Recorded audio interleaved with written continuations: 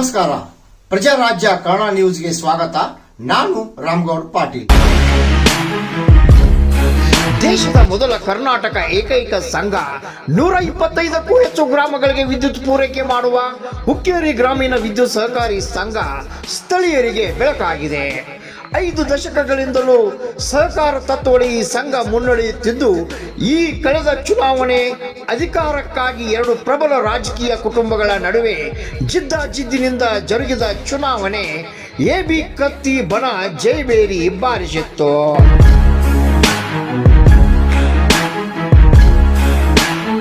ಜಾರಿಗೆ ಬರುವಂತೆ ಹಾಗೂ ಸರ್ಕಾರದ ಮುಂದಿನ ಆದೇಶದ ಮೇರೆಗೆ 3 ಜನರನ್ನು ನಾಮನಿರ್ದೇಶನ ಮಾಡಿ ಆದೇಶಿಸಿದೆ. ದಿಲೀಪ್ ಶಿವಪುತ್ರ ಹೊಸಮನಿ, ಶ್ರೀಮತಿ ಮಲ್ಲವ್ವ ಲಕ್ಷ್ಮಣ್ ಸುನಕುಪ್ಪಿ, ಸುಭಾಷ್ ಬಾಬು ಕಾಸರಕರ್ ಈ 3 ಜನ ನಾಮನಿರ್ದೇಶನಗೊಂಡ ಸದಸ್ಯರು.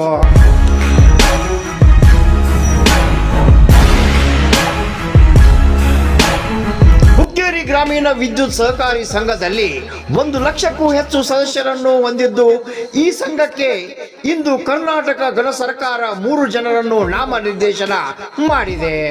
15 ಸ್ಥಾನ ಗೆಲ್ಲುವ ಮೂಲಕ ಗೆಲುವಿನ ಜೈಬೇರಿ ಬಾರಿಸಿದ್ದ ಈ ಜೋಡೆತ್ತು ಕತ್ತಿಗೆ ಕೈ ಕೊಟ್ಟು ಜಾರಕಿಹೊಳಿ ಜೊಲ್ಲೆ ಬೆಂಬಲಿಸಿ ಹೋಗಿದ್ದ ಮಾಜಿ ಎಲ್ಲ ಸದಸ್ಯರಿಗೆ ನಿರ್ದೇಶಕ ಯಾರೊಬ್ಬರನ್ನು ನಾಮನಿರ್ದೇಶನ ಮಾಡದಿದ್ದು ಚರ್ಚೆಗೆ ಗ್ರಾಸವಾಗಿದೆ.